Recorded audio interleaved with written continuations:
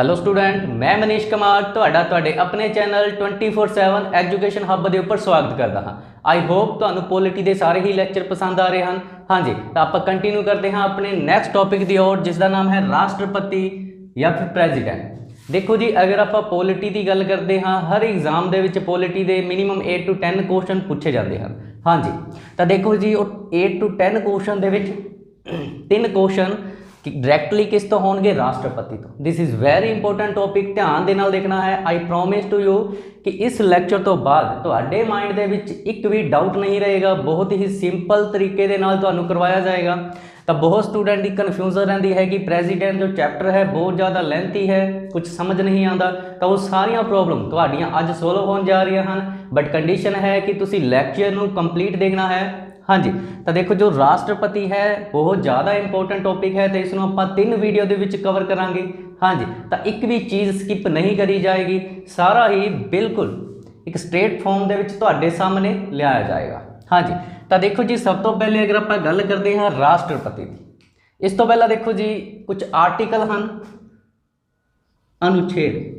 तो अनुच्छेद नंबर 52 तो लैके 78 नंबर अनुच्छेद किस दे नाल डील करता है, तो deal with union executive. Union executive का मतलब होंदा है संघ दी कार्यपालिका। हाँ जी, देखो जी संघ का मतलब की होंदा है यूनियन, और कार्यपालिका का मतलब होंदा है एग्जीक्यूटिव, यानी कि जो कानून नू लागू करन दा काम करती है, कौन करती है, यूनियन एग्जीक्यूटिव। हाँ जी, तो हम देख लेते हैं जी एग्जाम दे विच कई बार क्वेश्चन पूछा जाता है कि जो संघ कार्यपालिका है, हाँ जी ध्यान नाल सुनना है जी, संघ कार्यपालिका दा पार्ट। हाँ जी, तो इसका जो पार्ट है किस किस नू काउंट कराया गया है। देखो जी सब तो पहला आप देखा अनुच्छेद नंबर 52 तो लैके 78 डील विद यूनियन एग्जीक्यूटिव, संघ की कार्यपालिका के नाल संबंध रखता है।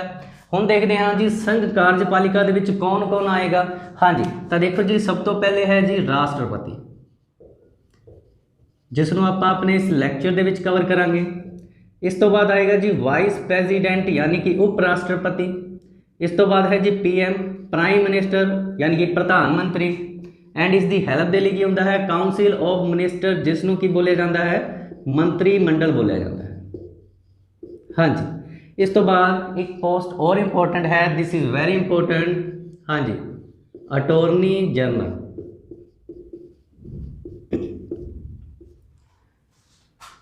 देखो जी एग्जाम के कई बार डायरैक्ट क्वेश्चन आएगा कि संघ की कार्यपालिका का हिस्सा कौन नहीं है। 4 ऑप्शन तुहाडे सामने होंगे। ऑप्शन ए राष्ट्रपति, ऑप्शन बी वाइस प्रेजिडेंट, और ऑप्शन सी होएगा अटॉर्नी जनरल, और ऑप्शन डी की दिता होएगा जी गवर्नर दे दिता जाएगा। हाँ जी, तो इस तरह के क्वेश्चन बनते हैं। हम देखो जी आप गल करते हैं प्रेजिडेंट की, तो इसके जो अनुच्छेद हैं बहुत ज़्यादा इंपॉर्टेंट हैं। हाँ जी, हुण क्वेश्चन की आएगा कि साडे संविधान दे विच राष्ट्रपति दे ओहदे दी गल किस अनुच्छेद दे विच करी गई है। तो अपना राइट आंसर होएगा अनुच्छेद नंबर 52। हाँ जी, तो अनुच्छेद नंबर 52 दे विच की दस्या गया है कि भारत दा एक राष्ट्रपति होवेगा,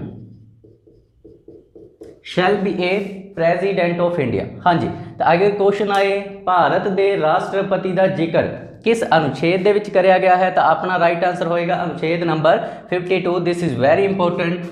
हाँ जी, इस तो बाद आप देखते हैं जी अनुच्छेद नंबर 53। हाँ जी, आर्टिकल नंबर 53 दे विच किस दा जिक्र कराया गया है। देखो जी आप राष्ट्रपति के बारे गल कर चुके हैं, तो सारिਆਂ ਨੂੰ पता है राष्ट्रपति के कोल बहुत सारिया पावर्स होंदियां हैं। हाँ जी, तो उस पावर का जिक्र किस अनुच्छेद के विच कराया गया है, तो अनुच्छेद नंबर 53।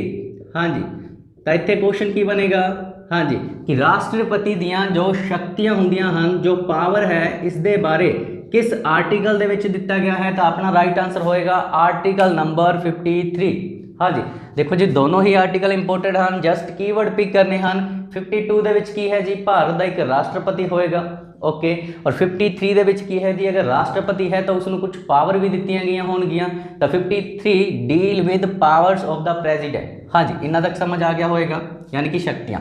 इस तो बाद देखो जी नैक्सट आप गल करते हाँ अनुच्छेद नंबर 58। देखो जी आप सीरीज़ ਦੇ ਵਿੱਚ आर्टिकल याद नहीं करांगे, सारे ही आर्टिकल ਤੁਹਾਨੂੰ ट्रिक्स ਦੇ ਨਾਲ याद करवा ਦਿੱਤੇ ਜਾਣਗੇ। जस्ट आप अपना जो चैप्टर है उस दे अकॉर्डिंग ही चलांगे।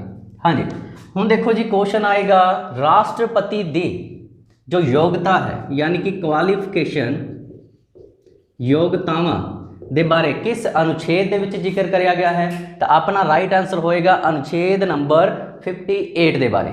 हाँ जी, ਹੁਣ देखो जी योग्यतावां ਕਿਹੜੀਆਂ-ਕਿਹੜੀਆਂ ਹੁੰਦੀਆਂ ਹਨ। ਤਾਂ देखो जी सब तो पहली चीज़ जो तुसी याद रखनी है, भारत का नागरिक होवे। देखो जी सब तो कंपलसरी चीज़ की है कि भारत का नागरिक होना चाहिए है। देखो जी ऐसा नहीं है कि अगर डोनाल्ड ट्रंप इंडिया आ जाए और इंडिया के विच की है जी वो राष्ट्रपति बनना चाहे तो नहीं बन सकता। रीज़न कि उसके कोल की है भारत की नागरिकता नहीं है। और नागरिकता के चैप्टर के आप देख चुके हाँ। हाँ जी, बाय रजिस्ट्रेशन 7 साल उसनों इंडिया के विच रहना पेगा और बाय नैचुरलाइजेशन 10 साल इंडिया के विच रहन तो बाद उसनों नागरिकता मिलेगी। हाँ जी, तो फर्स्ट कंडीशन आई होप तुहानूं समझ आ चुकी होएगी। सैकेंड चीज़ घट तो घट 35 साल की उम्र पूरी कर चुकिया होवे। हाँ जी, देखो जी एक चीज़ इंपोर्टेंट है। हाँ जी, देखो जी सारिया चीज़ां ही इंपोर्टेंट हैं। एग्जाम के डायरैक्ट MCQ क्वेश्चन बनते हैं। देखो जी क्वेश्चन किस तरह का बनेगा, राष्ट्रपति के बनने के लिए राष्ट्रपति की चोन लड़न के लिए घट तो घट उम्र कितनी होनी चाहिए है जी, तो 35 साल होनी चाहिए है। Number third, this is very important. हाँ जी, जो भी पर्सन राष्ट्रपति का इलैक्शन लड़ना चाहता है उसके कोल की है एक होर योग्यता होनी चाहिए है। हाँ जी, तो लोक सभा का मैंबर, ध्यान नाल सुनना है जी, लोक सभा का मैंबर बनन की योग्यता रखता होवे। हाँ जी, हुण ध्यान नाल देखो जी कई बार एग्जाम के क्वेश्चन आएगा।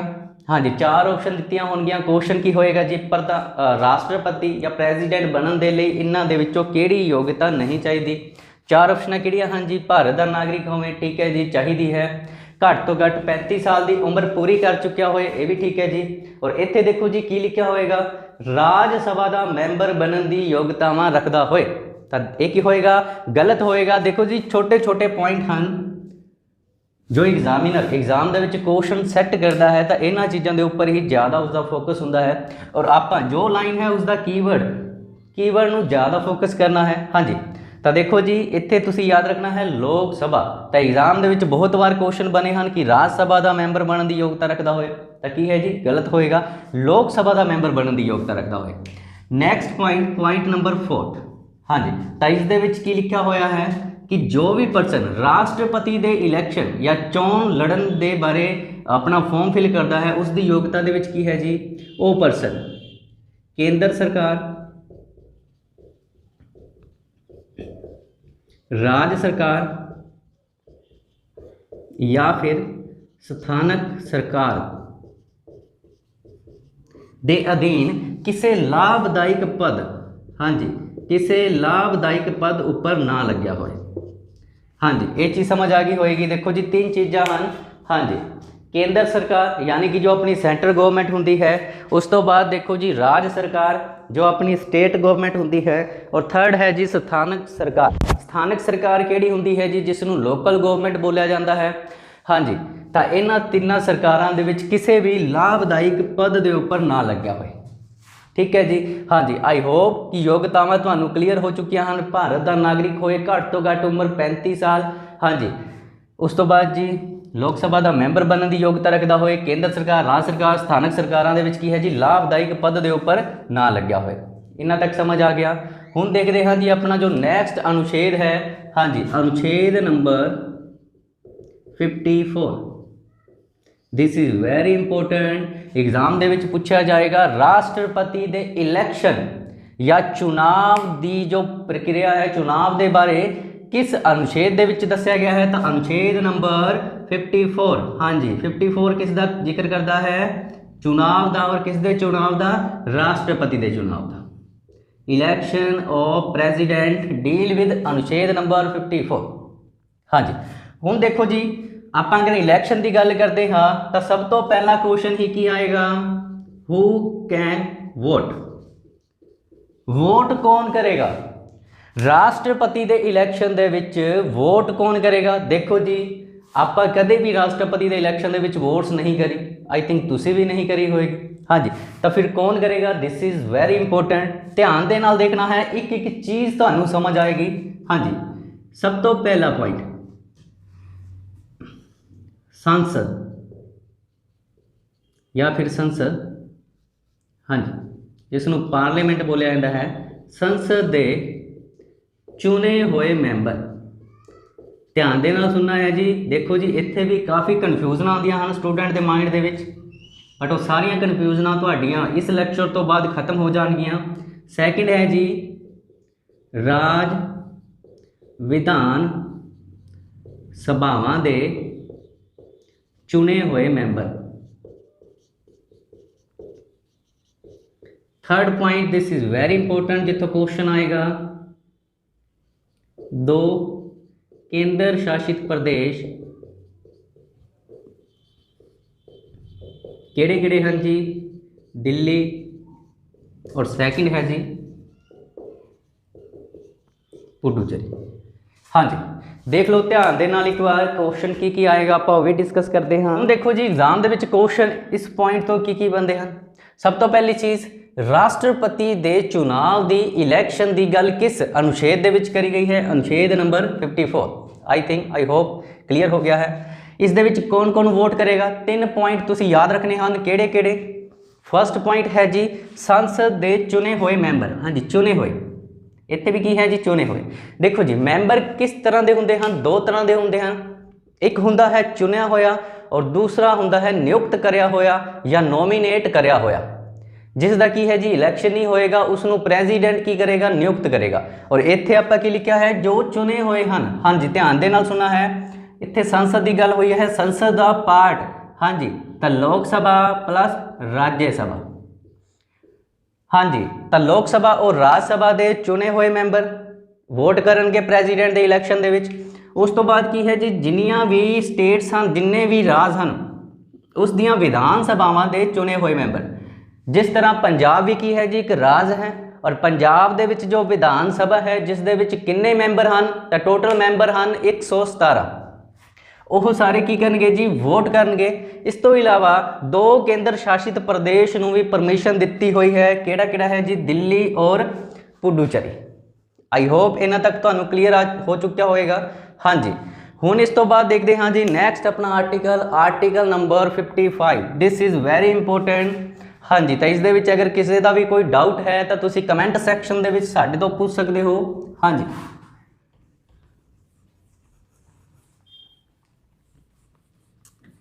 हाँ जी 54 आर्टिकल किस दे नाल डील करता है? तो चुनाव दे नाल करता है। और अगर आप गल करते हाँ अनुच्छेद number 55, this is very very important. इस दे बारे की लिखा हुआ है संविधान दे विच, राष्ट्रपति दी चोन विधि। तो राष्ट्रपति की चोन विधि के बारे दस्या गया है, method of election of president. हाँ जी तो उस मैथड के बारे दस्या गया है, उस विधि के बारे दस्या गया है जो राष्ट्रपति के इलैक्शन के विच यूज़ करी जाती है। हाँ जी हुण देखो जी राष्ट्रपति के इलैक्शन के आपां देखिया कि कौन कौन वोट करेगा। हाँ जी 54 आर्टिकल दे विच ये सारा कुछ दस्या होया है। हुण आपां गल करी है आर्टिकल नंबर 55 यानी कि जो राष्ट्रपति की चोन है उसकी विधि की होएगी। हाँ जी सब तो पहला देखते हैं जी इस दे विच जो परसन वोट करते हैं उन्हां दी वोट की वैल्यू किस तरह निकाली जाती है। हाँ जी हुण देखो जी सब तो पहला आपां एक मैंबर की जो वोट वैल्यू है उसनूं निकालांगे। हाँ जी तो ए पॉइंट दे विच तुसीं की याद रखना है? हाँ जी ए पॉइंट दे विच है जी राज दे विधान सभा दे ਮੈਂਬਰ ਦੀ ਵੋਟ ਵੈਲਿਊ ਜਾਂ ਵੋਟ ਦੀ ਕੀਮਤ। देखो जी ये वाला फॉर्मूला एग्जाम दे विच अक्सर पूछा जाता है। हाँ जी कि क्वेश्चन की होएगा राज दे विधान सभा दे मैंबर दी वोट दी जो कीमत है वो किस तरह निकाली जाती है। हाँ जी तो एक एक चीज़ तुहानू दसी जाएगी। हाँ जी तो देखो जी जो राज दे विधान सभा दा जो मैंबर होएगा उसकी वोट की वैल्यू नू किस फॉर्मूले दे नाल निकालिया जाएगा। हाँ जी तो देखो जी उस राज की जनसंख्या उसनू किस दे नाल डिवाइड करिया जाएगा तो उस राज दी विधान सभा दे सारे मैंबर। इसनू तुहानू एग्जाम्पल दे नाल समझाया जाएगा और इसनू भाग दे दिता जाएगा किन्ने दे नाल 1000 दे नाल। एक बार तुसी फॉर्मूला ध्यान दे नाल देख लो, इस तो बाद तुहानू एग्जाम्पल दे नाल समझाया जाएगा। हाँ जी एक भी डाउट तुहाडे मन दे विच नहीं रहेगा, जस्ट तुसी लैक्चर नू एंड तक देखना है जी। हाँ जी हुण देखो जी अपना अनुच्छेद नंबर 55 किस दा जिक्र करता है, राष्ट्रपति की चोण विधि के बारे। हाँ जी ए पॉइंट दे विच आपां की देखांगे कि राज दे विच जो विधान सभा हुंदी है उस दे मैंबर दी वोट की जो कीमत है वो किस तरह निकाली जाती है। तो आपां देखिया विधान सभा। हाँ जी तो विधान सभा का जो मैंबर है उसकी जो वोट की वैल्यू निकलेगी, राज की जो टोटल जनसंख्या होएगी उसनू डिवाइड कर दिता जाएगा किस नाल, राज की विधान सभा के जिन्ने मैंबर हैं और उसनू भाग दे दिता जाएगा किन्ने नाल 1000 के नाल। फॉर एग्जाम्पल आपां जो पंजाब की जो विधान सभा है उसके एक मैंबर की वोट की कीमत निकालते हैं। सब तो पहला तुहानू पता होना चाहिए है, देखो जी ईयर 1971। हुण देखो जी जो इत्थे आपां जनसंख्या वर्ड यूज करिया है, एग्जाम दे विच क्वेश्चन आएगा कि राष्ट्रपति की चोण की जो विधि है उस दे विच जो जनसंख्या ईयर बेस के रूप में मन्निया गया है वो केड़ा है जी। तो 1971 की ही जनसंख्या नू काउंट करिया जाएगा, ना कि 2011 की। फॉर एग्जाम्पल जिस तरह 2017 के विच इलैक्शन होए राष्ट्रपति के तो उस तो पहला सेंसस केड़ी हो चुकी सी 2011 की, बट आपां बेस ईयर किस नू मन्निया होया है तो 1971 की जनसंख्या नू मन्निया होया है। तो 1971 दे विच जो भी राज की जनसंख्या होएगी उस दे नाल डिवाइड करना है टोटल विधान सभावां दियां जिन्ने भी मैंबर हैं। हाँ जी हुण देखो ध्यान दे नाल आपां 1971 मन्निया, 2017 दे विच जो इलैक्शन होए राष्ट्रपति दे उस दे विच की है जी। अगर आपां गल करते हाँ पंजाब की तो पंजाब की 1971 की जो जनसंख्या सी वो कितनी सी। हाँ जी तो देखो जी उसकी 2017 दे विच 1,35,51,060। हाँ जी तो ये की सी 1971 दे विच पंजाब की जनसंख्या सी। हाँ जी हुण देखो जी आपां की लिखिया विधान सभा, तो पंजाब की जो विधान सभा है इस दे मैंबर की वोट वैल्यू निकाली जाएगी। इसनू एक बार राज की जनसंख्या तो 1971 के विच पंजाब की जनसंख्या आप देख चुके हाँ 1,35,51,060।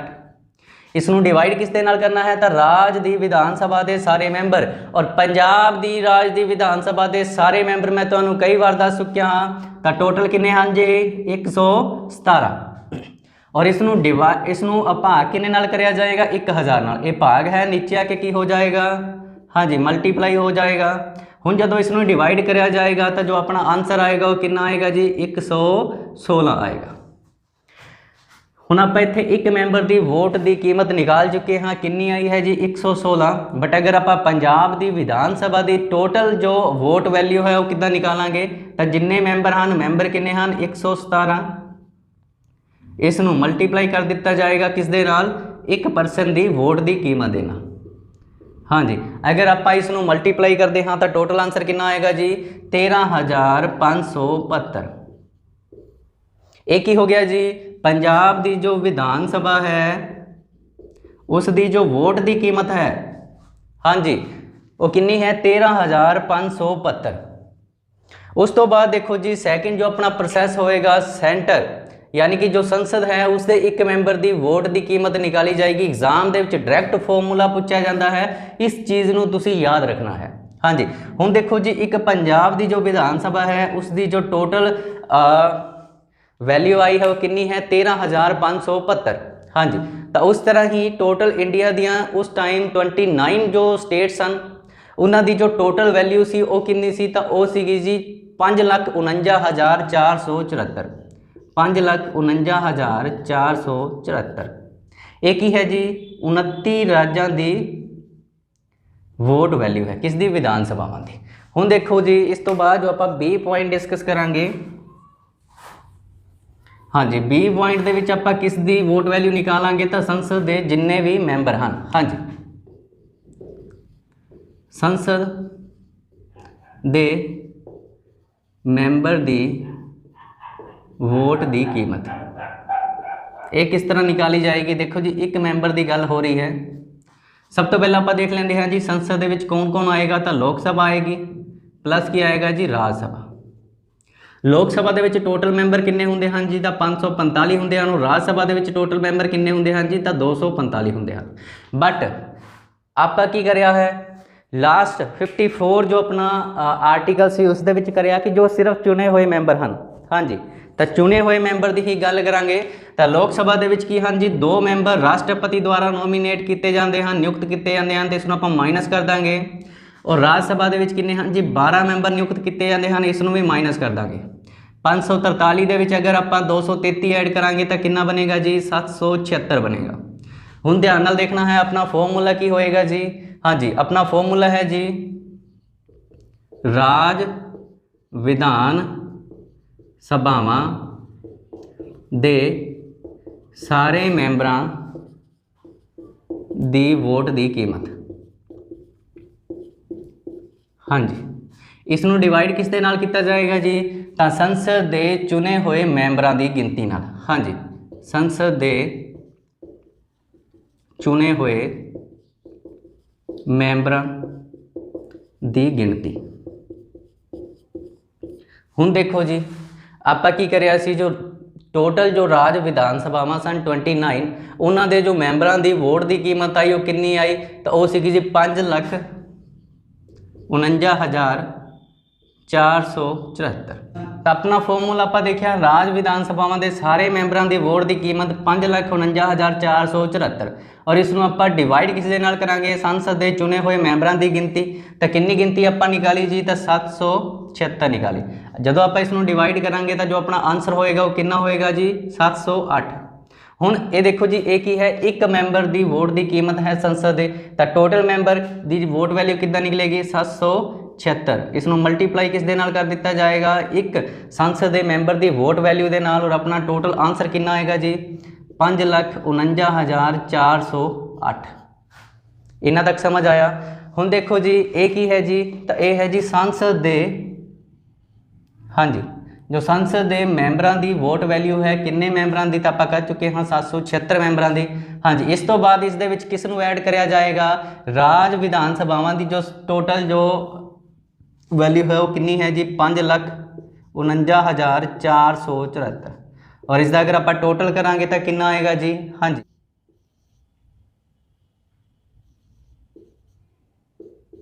हाँ जी 10,98,882। तो एक ही है जी। हाँ जी तो यह है जी जो रामनाथ कोविंद ने 2017 दे विच इलैक्शन लड़िया।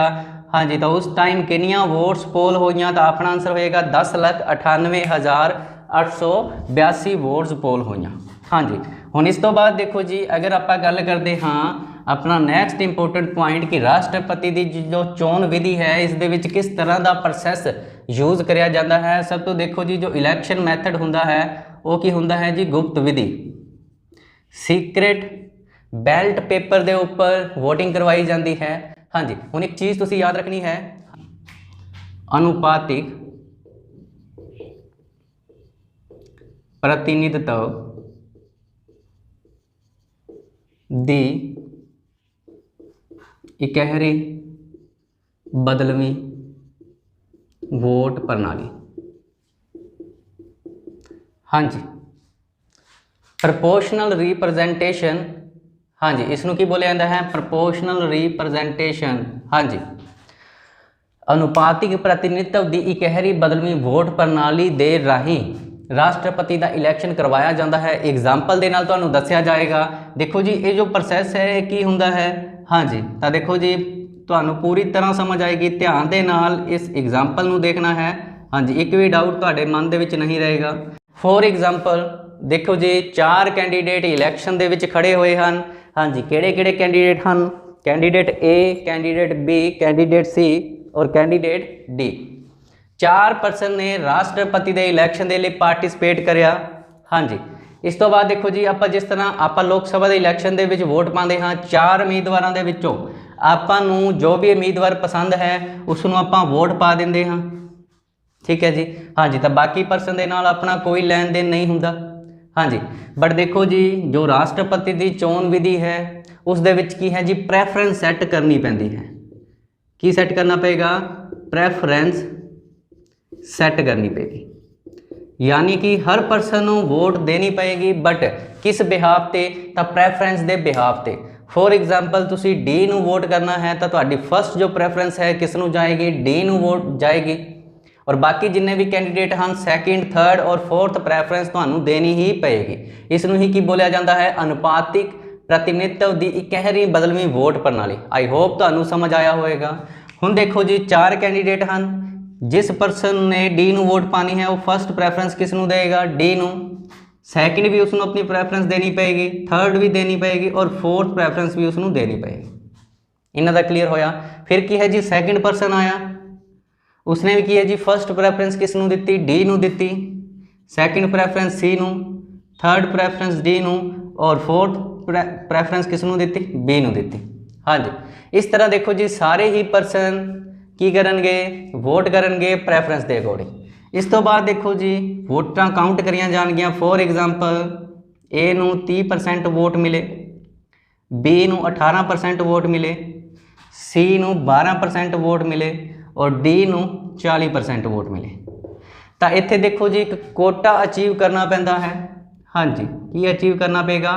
कोटा अचीव करना पेगा। और कई बार एग्जाम के पूछा जाता है कि राष्ट्रपति के इलैक्शन के चुनाव जितने लिए जो कोटा दिता गया है वो कितना है जी? तो टोटल वोटां का 50% plus 1। This is very important value, याद रख लेना एग्जाम के तुहानूं काफ़ी हैल्प देगी। हुण देखो जी इन्हां दे विचों जो भी परसन है मैक्सीमम 40% वाला है बट इसने की है अजे तक भी कोटा अचीव नहीं करया है। कोटा की है जी 50% प्लस 1। हुण इस तो बाद की करया जाएगा? हाँ जी तो देखो जी हुण इस दे विच सब तो घट वोट किस दियां हन? सी किन्ने परसेंट है जी? 12%। एक ही हो जाएगा आउट ऑफ रेस हो जाएगा, यानी कि ये जो रेस है इलैक्शन दी इस तो की है जी बाहर हो गया। कौन जी? सी। हुण इस दियां टोटल वोट्स कितनियां हन जी? 12%। हुण देखो जी ये 12% वोट किस नूं मिलियां? तो सी नूं मिलियां। फर्स्ट प्रैफरेंस सी दी सी तो सी की है आउट ऑफ रेस हो गया, रेस तो बाहर हो गया। तो सी दी फर्स्ट प्रैफरेंस खत्म हो गई। हुण ये जो 12% वोट हैं इस दी सैकेंड जो प्रैफरेंस है वो देखी जाएगी, फिर थर्ड प्रैफरेंस देखी जाएगी और फिर फोर्थ प्रैफरेंस देखी जाएगी। फॉर एग्जाम्पल 3 कैंडीडेट बचे हैं ए, बी और डी। सी दियां जो 12% वोट्स हैं उस दे विचों 6% वोट किस नूं मिलियां? सैकेंड प्रैफरेंस किस दी सी? ए दी सी। 2% फॉर एग्जाम्पल वोट मिलियां किस नूं? बी नूं, क्योंकि थर्ड जो प्रैफरेंस सी किस दी सी? Be the. और उस तो बाद की है जी इस 12% दे विचों जो 4% वोट सन वो किस दियां सन? सैकेंड प्रैफरेंस दे विच डी दियां सन। हाँ जी इस तो बाद देखो जी जो ए है, बी है और डी है। ए नूं मिले 6% वोट, सी दियां 12% दे विचों, तब 30% पहला सी और 6% टोटल किन्ने हो गए जी? 36%। उस तो बाद जी बी दे कोल टोटल किन्ने सन? 18% और 2% उसनूं सी दी वोट्स दे विचों मिले, यानी कि टोटल 20%। डी दे कोल 40% सन और सी दी वोट दे विचों 4% उसनूं होर मिले और टोटल किन्ने हो गए जी? 44%। हुण की होया जी 50% प्लस 1 वोट का जो कोटा है अजे भी अचीव नहीं होया। इसनूं की है दोबारा फिर देखा जाएगा। बी की हो जाएगा? आउट ऑफ रेस हो जाएगा। आई होप तुहानूं समझ आ रहा होएगा। हुण देखो जी जो बी दियां वोट हैं इस दे विचों जो ए नूं फर्स्ट प्रैफरेंस मिली फॉर एग्जाम्पल 13%, जो डी नूं प्रैफरेंस मिली फर्स्ट वो कितनी सी जी? 7%। हुण देखो जी ए नूं अगर आप 13% और वोट दिंदे हाँ तो टोटल कितनियां हो जाएंगियां जी? 49%। और बी ਦੇ ਕੋਲ 44% ਹਨ, ਡੀ ਦੇ ਕੋਲ 44% ਹਨ ਔਰ ਬੀ ਦੀਆਂ 20% ਦੇ ਵਿੱਚੋਂ 7% ਹੋਰ ਮਿਲੇ ਤਾਂ ਇਸ ਦੇ ਕੋਲ ਟੋਟਲ ਕਿੰਨੇ ਹੋ ਗਏ ਜੀ 51% ਦਾ ਦੇਖੋ ਜੀ ਕੋਟਾ ਅਚੀਵ ਹੋ ਗਿਆ ਹੈ। ਵਿਨਰ ਕਿਸ ਨੂੰ ਬਣਾਇਆ ਜਾਏਗਾ, ਦਿਸ ਇਜ਼ ਵੈਰੀ ਇੰਪੋਰਟੈਂਟ। ਤਾਂ ਵਿਨਰ ਕੌਣ ਹੈ ਜੀ, ਡੀ है। आई होप कि ये चीज़ ਤੁਹਾਨੂੰ ਪਸੰਦ ਆਈ ਹੋਏਗੀ ਔਰ ਸਮਝ ਵੀ ਆਈ ਹੋਏਗੀ। ਬੁੱਕਸ ਦੇ ਵਿੱਚ ਬਹੁਤ ਹੀ ਜ਼ਿਆਦਾ ਟਫ ਤਰੀਕੇ ਦੇ ਨਾਲ ਦੱਸਿਆ ਗਿਆ ਹੈ। ਹਾਂਜੀ ਤਾਂ ਦੇਖੋ ਜੀ ਇੱਦਾਂ ਦੇ ਕੁਐਸਚਨ ਐਗਜ਼ਾਮ ਦੇ ਵਿੱਚ ਬਹੁਤ ਆਉਂਦੇ ਹਨ, ਬਟ ਸਟੂਡੈਂਟ ਨੂੰ ਇਸ ਦੇ ਬਾਰੇ ਕੁਝ ਜ਼ਿਆਦਾ ਨੌਲੇਜ ਨਹੀਂ ਹੁੰਦੀ ਹੈ ਤਾਂ ਉਹ ਕੀ ਹੈ ਆਪਣਾ ਕੁਐਸਚਨ ਗਲਤ ਕਰ ਦਿੰਦੇ ਹਨ। ਕੋਟੇ ਦੀ ਗੱਲ ਕਰਦੇ ਹਾਂ ਤਾਂ ਟੋਟਲ ਕੋਟਾ ਕਿੰਨਾ ਹੁੰਦਾ ਹੈ ਜੀ 50% + 1 ਅਚੀਵ ਕਰਨਾ ਪਏਗਾ। ਸੈਕਿੰਡ ਕੀ ਹੈ ਜੀ ਪ੍ਰੈਫਰੈਂਸ ਸੈੱਟ ਕਰਨੀ ਪਏਗੀ, ਹਰ ਪਰਸਨ ਨੂੰ ਵੋਟਿੰਗ ਕਰਨੀ ਪਏਗੀ। ਉਸ ਤੋਂ ਬਾਅਦ ਦੇਖੋ ਜੀ ਦੋ ਟਰਮ ਹੋਰ ਹਨ ਜੋ ਤੁਸੀਂ ਯਾਦ ਰੱਖਣੀਆਂ ਹਨ। ਫਸਟ ਹੈ ਜੀ ਡਿਸਪਿਊਟ ਔਰ ਸੈਕਿੰਡ ਹੈ ਜੀ ਇਲੈਕਸ਼ਨ। ਹੁਣ ਕੁਐਸਚਨ ਆਏਗਾ ਜੀ ਕਿ ਅਗਰ ਰਾਸ਼ਟਰਪਤੀ ਦੀ ਚੋਣ ਵਿਧੀ ਦੇ ਵਿੱਚ ਇਲੈਕਸ਼ਨ ਦੇ ਵਿੱਚ ਕੋਈ ਡਿਸਪਿਊਟ ਹੁੰਦਾ ਹੈ, ਕੋਈ ਝਗੜਾ ਹੁੰਦਾ ਹੈ ਤਾਂ ਉਹ ਕਿਸ ਕੋਰਟ ਦੇ ਵਿੱਚ ਦੇਖਿਆ ਜਾਏਗਾ। ਤਾਂ ਇੱਕ ਹੀ ਕੋਰਟ ਤੁਸੀਂ ਯਾਦ ਰੱਖਣਾ ਹੈ, ਸੁਪਰੀਮ ਕੋਰਟ ਦੇ ਵਿੱਚ ਹੀ ਸੁਣਿਆ ਜਾਏਗਾ। ਕੋਈ ਵੀ ਮੁਕੱਦਮਾ ਰਾਸ਼ਟਰਪਤੀ ਦੇ ਇਲੈਕਸ਼ਨ ਦੇ ਰਿਲੇਟਡ ਸਿਰਫ ਔਰ ਸਿਰਫ ਸੁਪਰੀਮ ਕੋਰਟ ਦੇ ਵਿੱਚ ਹੀ ਉਸ ਦਾ ਫੈਸਲਾ ਕਰਿਆ ਜਾਏਗਾ। ਸੈਕਿੰਡ ਕਿ ਜੋ ਰਾਸ਼ਟਰਪਤੀ ਦਾ ਇਲੈਕਸ਼ਨ ਹੋਏਗਾ, ਇਲੈਕਸ਼ਨ ਕਰਵਾਉਣ ਦੀ ਜ਼ਿੰਮੇਵਾਰੀ ਕਿਸ ਦੀ ਹੋਏਗੀ ਤਾਂ ਇਹ ਹੋਏਗੀ ਜੀ ਇਲੈਕਸ਼ਨ ਕਮਿਸ਼ਨ ਆਫ ਇੰਡੀਆ, ਚੁਣਾਵ ਆਯੋਗ ਦੀ। ਤਾਂ ਇਹਨਾਂ ਨੂੰ ਦੇਖੋ ਜੀ ਆਪਾਂ 1 ਬਾਏ 1 ਲੈਕਚਰ ਦੇ ਵਿੱਚ ਕੰਪਲੀਟ ਕਰਾਂਗੇ। ਇੱਕ ਵਾਰ ਜਸਟ ਤੁਸੀਂ ਇਹੀ ਦੇਖਣਾ ਹੈ ਕਿ ਰਾਸ਼ਟਰਪਤੀ ਦੇ ਇਲੈਕਸ਼ਨ ਦੇ ਜੋ ਝਗੜੇ ਹਨ ਉਹਨਾਂ ਦੇ ਨਿਪਟਾਰੇ ਸੁਪਰੀਮ ਕੋਰਟ ਦੇ ਵਿੱਚ ਹੋਣਗੇ ਔਰ ਇਲੈਕਸ਼ਨ ਕਰਾਉਣ ਦੀ ਜ਼ਿੰਮੇਵਾਰੀ ਕਿਸ ਦੀ ਹੋਏਗੀ ਜੀ ਇਲੈਕਸ਼ਨ ਕਮਿਸ਼ਨ ਆਫ ਇੰਡੀਆ ਦੀ ਹੋਏਗੀ। ਹਾਂਜੀ ਆਰਟੀਕਲ ਨੰਬਰ 324 ਕਿਸ ਦੇ ਨਾਲ ਡੀਲ ਕਰਦਾ ਹੈ ਜੀ ਤਾਂ ਇਲੈਕਸ਼ਨ ਕਮਿਸ਼ਨ ਦੇ ਨਾਲ। ਹਾਂਜੀ ਇੰਨਾ ਤੱਕ ਸਮਝ ਆਇਆ। ਹੁਣ ਦੇਖੋ ਜੀ ਆਪਾਂ ਇਸ ਨੂੰ ਇੱਕ ਵਾਰ ਰਿਵਾਈਜ਼ ਕਰਦੇ ਹਾਂ ਜਿੰਨਾ ਵੀ ਆਪਾਂ ਕਰਿਆ ਹੈ। ਹਾਂਜੀ ਸਭ ਤੋਂ ਪਹਿਲਾਂ ਦੇਖੋ ਜੀ ਆਪਾਂ ਕੀ ਕਰਿਆ, ਰਾਸ਼ਟਰਪਤੀ ਦੇ ਬਾਰੇ ਅਗਰ ਆਪਾਂ ਗੱਲ ਕਰਦੇ ਹਾਂ ਤਾਂ ਕੇਂਦਰ ਸਰਕਾਰ ਦਾ ਪਾਰਟ ਹੈ। ਉਸ ਤੋਂ ਬਾਅਦ ਆਪਾਂ ਦੇਖਿਆ ਜੀ ਜੋ ਸੰਘ ਕਾਰਜਪਾਲਿਕਾ ਹੈ ਇਸ ਦੇ ਵਿੱਚ ਕੌਣ ਕੌਣ ਆਏਗਾ ਤਾਂ ਆਰਟੀਕਲ ਨੰਬਰ 52 ਤੋਂ ਲੈ ਕੇ 78 ਤੱਕ ਰਾਸ਼ਟਰਪਤੀ, ਉਪ ਰਾਸ਼ਟਰਪਤੀ, ਪ੍ਰਧਾਨ ਮੰਤਰੀ, ਉਸ ਦੀ ਹੈਲਪ ਦੇ ਲਈ ਮੰਤਰੀ ਮੰਡਲ ਔਰ ਅਟਾਰਨੀ ਜਨਰਲ ਆਫ ਇੰਡੀਆ। ਹਾਂਜੀ ਇਸ ਤੋਂ ਬਾਅਦ ਆਪਾਂ ਕੁਝ ਆਰਟੀਕਲ ਦੇਖੇ, ਆਰਟੀਕਲ ਨੂੰ ਰਿਵਾਈਜ਼ ਕਰਦੇ ਹਾਂ। ਦੇਖੋ ਜੀ ਹਰ ਆਰਟੀਕਲ ਇੰਪੋਰਟੈਂਟ ਹੈ, ਰਿਵਾਈਜ਼ ਕਰਦੇ ਰਹੋਗੇ ਤਾਂ ਕੀ ਹੋ ਜਾਏਗਾ, ਯਾਦ ਈਜ਼ਲੀ ਹੋ ਜਾਏਗਾ। 52 ਦੇ ਵਿੱਚ ਕੀ ਕਰਿਆ ਗਿਆ, ਰਾਸ਼ਟਰਪਤੀ ਦੇ ਅਹੁਦੇ ਦੇ ਬਾਰੇ ਗੱਲ ਕਰੀ ਗਈ। ਹਾਂਜੀ ਕਿ ਰਾਸ਼ਟਰਪਤੀ ਹੋਣਾ ਚਾਹੀਦਾ ਹੈ। ਹਾਂਜੀ ਉਸ ਤੋਂ ਬਾਅਦ ਨੈਕਸਟ ਜੋ ਅਨੁਛੇਦ ਹੈ 53 ਉਸ ਦੇ ਵਿੱਚ ਰਾਸ਼ਟਰਪਤੀ ਦੀ ਸ਼ਕਤੀਆਂ ਦੀ ਗੱਲ ਕਰੀ ਗਈ। ਉਸ ਤੋਂ ਬਾਅਦ ਆਪਾਂ ਦੇਖਿਆ 58 ਜਿਸ ਦੇ ਵਿੱਚ ਉਸ ਦੀ ਯੋਗਤਾ ਦੀ ਗੱਲ ਕਰੀ ਗਈ। 4 ਯੋਗਤਾਵਾਂ ਆਪਾਂ ਦੇਖੀਆਂ। ਸਭ ਤੋਂ ਪਹਿਲੀ ਕਿਹੜੀ ਸੀਗੀ ਜੀ, ਭਾਰਤ ਦਾ ਨਾਗਰਿਕ ਹੋਏ। ਸੈਕਿੰਡ 35 ਸਾਲ ਦੀ ਉਮਰ ਪੂਰੀ ਕਰ ਚੁੱਕਿਆ ਹੋਏ। ਥਰਡ ਦੇ ਵਿੱਚ ਹੈ ਜੀ ਲੋਕ ਸਭਾ ਦਾ ਮੈਂਬਰ ਬਣਨ ਦੀਆਂ ਯੋਗਤਾਵਾਂ ਰੱਖਦਾ ਹੋਏ। ਔਰ ਫੋਰਥ ਦੇ ਵਿੱਚ ਕੀ ਆਪਾਂ ਕਰਿਆ ਜੀ, ਹਾਂਜੀ ਕਿ ਕੇਂਦਰ ਸਰਕਾਰ, ਰਾਜ ਸਰਕਾਰ ਜਾਂ ਫਿਰ ਸਥਾਨਕ ਸਰਕਾਰਾਂ ਦੇ ਅਧੀਨ ਕਿਸੇ ਵੀ ਲਾਭਦਾਇਕ ਅਹੁਦੇ ਤੇ ਨਾ ਲੱਗਿਆ ਹੋਏ। ਉਸ ਤੋਂ ਬਾਅਦ ਆਪਾਂ ਦੇਖਿਆ ਜੀ ਅਨੁਛੇਦ ਨੰਬਰ 54 ਜਿਸ ਦੇ ਵਿੱਚ ਪ੍ਰੈਜ਼ੀਡੈਂਟ ਦੇ ਇਲੈਕਸ਼ਨ ਦੀ ਗੱਲ ਕਰੀ ਗਈ। ਇਲੈਕਸ਼ਨ ਦੇ ਵਿੱਚ ਕੌਣ ਪਾਰਟਿਸਿਪੇਟ ਕਰੇਗਾ ਤਾਂ ਆਪਾਂ ਦੇਖਿਆ ਜੀ ਸਭ ਤੋਂ ਪਹਿਲਾਂ ਸੰਸਦ ਦੇ ਚੁਣੇ ਹੋਏ ਮੈਂਬਰ ਯਾਨੀ ਕਿ ਲੋਕ ਸਭਾ ਔਰ ਰਾਜ ਸਭਾ ਦੇ ਚੁਣੇ ਹੋਏ ਮੈਂਬਰ। ਉਸ ਤੋਂ ਬਾਅਦ ਸੈਕਿੰਡ ਦੇ ਵਿੱਚ ਆਪਾਂ ਦੇਖਿਆ ਜਿੰਨੀਆਂ ਵੀ ਵਿਧਾਨ ਸਭਾਵਾਂ ਹਨ, ਹਾਂਜੀ ਸਾਰੀਆਂ ਵਿਧਾਨ ਸਭਾਵਾਂ ਦੇ ਚੁਣੇ ਹੋਏ ਮੈਂਬਰ ਪਲੱਸ 2 ਆਪਾਂ ਕੇਂਦਰ ਸ਼ਾਸਿਤ ਪ੍ਰਦੇਸ਼ ਕਰੇ। ਕਿਹੜੇ ਜੀ ਤਾਂ ਇੱਕ ਦਿੱਲੀ ਕਰਿਆ ਔਰ ਦੂਸਰਾ ਪੁਡੂਚੇਰੀ ਕਰਿਆ। ਉਸ ਤੋਂ ਬਾਅਦ ਕੀ ਦੇਖਿਆ ਜੀ ਆਪਾਂ ਇਲੈਕਸ਼ਨ ਦਾ ਪ੍ਰੋਸੈਸ ਦੇਖਿਆ ਤਾਂ ਇਲੈਕਸ਼ਨ ਦਾ ਜੋ ਪ੍ਰੋਸੈਸ ਹੈ ਉਸ ਦੇ ਵਿੱਚ ਮੈਥਡ ਕਿਹੜਾ ਯੂਜ਼ ਕਰਿਆ ਜਾਂਦਾ ਹੈ। ਹਾਂਜੀ ਤਾਂ ਅਨੁਪਾਤਿਕ ਪ੍ਰਤੀਨਿਧਤਵ ਦੀ ਇਕਹਿਰੀ ਬਦਲਵੀਂ ਵੋਟ ਪ੍ਰਣਾਲੀ। ਔਰ ਇਲੈਕਸ਼ਨ ਕਿੱਦਾਂ ਹੁੰਦਾ ਹੈ ਜੀ, ਗੁਪਤ ਵਿਧੀ ਦੇ ਨਾਲ ਹੁੰਦਾ ਹੈ, ਸੀਕ੍ਰੇਟ ਬੈਲਟ ਵੋਟ ਦੇ ਨਾਲ ਹੁੰਦਾ ਹੈ। ਉਸ ਤੋਂ ਬਾਅਦ ਆਪਾਂ ਦੇਖਿਆ ਜੀ ਕਿ ਜੋ ਵੀ ਪਰਸਨ ਹਨ, ਹਾਂਜੀ ਜੋ ਰਾਜ ਵਿਧਾਨ ਸਭਾਵਾਂ ਦੇ ਪਰਸਨ ਹਨ ਜਾਂ ਸੰਸਦ ਦੇ ਜੋ ਮੈਂਬਰ ਹਨ ਉਹਨਾਂ ਦੀ ਵੋਟ ਕਿਸ ਤਰ੍ਹਾਂ, ਉਹਨਾਂ ਦੀ ਵੋਟ ਦੀ ਕੀਮਤ ਕਿਸ ਤਰ੍ਹਾਂ ਨਿਕਾਲੀ ਜਾਂਦੀ ਹੈ, ਉਹ ਸਾਰੇ ਫਾਰਮੂਲੇਜ਼ ਆਪਾਂ ਦੇਖੇ। ਹਾਂਜੀ ਉਸ ਤੋਂ ਬਾਅਦ ਆਪਾਂ ਸੰਸਦ ਦੇ ਇੱਕ ਮੈਂਬਰ ਦੀ ਜੋ ਵੋਟ ਵੈਲਿਊ ਹੈ ਉਹ ਨਿਕਾਲੀ। ਫਿਰ ਉਸ ਤੋਂ ਬਾਅਦ ਟੋਟਲ ਮੈਂਬਰਾਂ ਦੀ ਵੋਟ ਵੈਲਿਊ ਨਿਕਾਲੀ। ਹਾਂਜੀ ਤਾਂ ਟੋਟਲ 2017 ਦੇ ਵਿੱਚ ਜਿੰਨੀਆਂ ਵੋਟਸ ਪੋਲ ਹੋਈਆਂ ਰਾਮਨਾਥ ਕੋਵਿੰਦ ਦੇ ਇਲੈਕਸ਼ਨ ਦੇ ਵਿੱਚ ਉਹ ਆਪਾਂ ਪ੍ਰੋਸੈਸ ਦੇਖਿਆ। ਉਸ ਤੋਂ ਬਾਅਦ ਦੇਖੋ ਜੀ ਕਈ ਵਾਰ ਐਗਜ਼ਾਮ ਦੇ ਵਿੱਚ ਆਉਂਦਾ ਹੈ ਕਿ ਜੋ ਜਨਸੰਖਿਆ ਹੈ ਉਸ ਦਾ ਬੇਸ ਈਅਰ ਕਿਹੜਾ ਮੰਨਿਆ ਗਿਆ ਹੈ ਤਾਂ 1971 ਮੰਨਿਆ ਗਿਆ ਹੈ। ਹਾਂਜੀ ਤਾਂ ਉਸ ਤੋਂ ਬਾਅਦ ਦੇਖੋ ਜੀ ਆਪਾਂ ਜੋ ਪ੍ਰੈਫਰੈਂਸ ਸੈੱਟ ਕਿਸ ਤਰ੍ਹਾਂ ਕੀਤੀ ਜਾ ਸਕਦੀ ਹੈ ਉਹ ਵੀ ਆਪਾਂ ਦੇਖੀ। ਕੋਟਾ ਕੀ ਹੁੰਦਾ ਹੈ, ਕੋਟਾ ਵੀ ਆਪਾਂ ਅਚੀਵ ਕਰਿਆ। ਉਸ ਤੋਂ ਬਾਅਦ ਜੋ ਡਿਸਪਿਊਟ ਹੋਏਗਾ ਉਹ ਕੀ ਹੈ ਜੀ ਸੁਪਰੀਮ ਕੋਰਟ ਦੇ ਵਿੱਚ ਦੇਖਿਆ ਜਾਏਗਾ। ਔਰ ਇਲੈਕਸ਼ਨ ਕਰਾਉਣ ਦੀ ਜ਼ਿੰਮੇਵਾਰੀ ਕਿਸ ਦੀ ਹੋਏਗੀ, ਇਲੈਕਸ਼ਨ ਕਮਿਸ਼ਨ ਆਫ ਇੰਡੀਆ ਦੀ।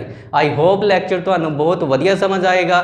ਤੁਹਾਡੇ ਸਾਰੇ ਡਾਊਟ ਕਲੀਅਰ ਕਰਨ ਦੀ ਜੋ ਰਿਸਪੌਂਸਿਬਿਲਟੀ ਹੈ ਉਹ ਸਾਡੀ ਹੋਏਗੀ। ਹਾਂਜੀ ਤਾਂ ਤੁਹਾਨੂੰ ਸਾਰੇ ਹੀ ਲੈਕਚਰ ਬਹੁਤ ਵਧੀਆ ਤਰੀਕੇ ਦੇ ਨਾਲ ਸਾਡੇ ਇਸ ਚੈਨਲ ਤੇ ਪ੍ਰੋਵਾਈਡ ਕਰਵਾਏ ਜਾਣਗੇ ਔਰ ਬਿਲਕੁਲ ਸਿੰਪਲ ਲੈਂਗੁਏਜ ਦੇ ਵਿੱਚ ਆਪਾਂ ਡੀਲ ਕਰਾਂਗੇ। ਹਾਂਜੀ ਤਾਂ ਇਸ ਦੇ ਜੋ ਸੈਕਿੰਡ ਔਰ ਜੋ ਥਰਡ ਪਾਰਟ ਹਨ ਉਹ ਜਲਦੀ ਹੀ ਤੁਹਾਨੂੰ ਪ੍ਰੋਵਾਈਡ ਕਰਵਾ ਦਿੱਤੇ ਜਾਣਗੇ।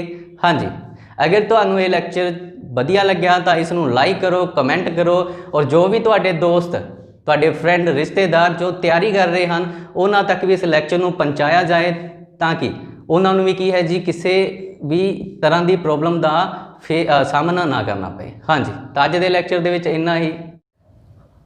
ਹਾਂਜੀ ਦੋਸਤੋ, ਲਾਸਟ ਦੇ ਵਿੱਚ ਤੁਹਾਡੇ ਲਈ ਇੱਕ ਇੰਪੋਰਟੈਂਟ ਨਿਊਜ਼ ਹੈ।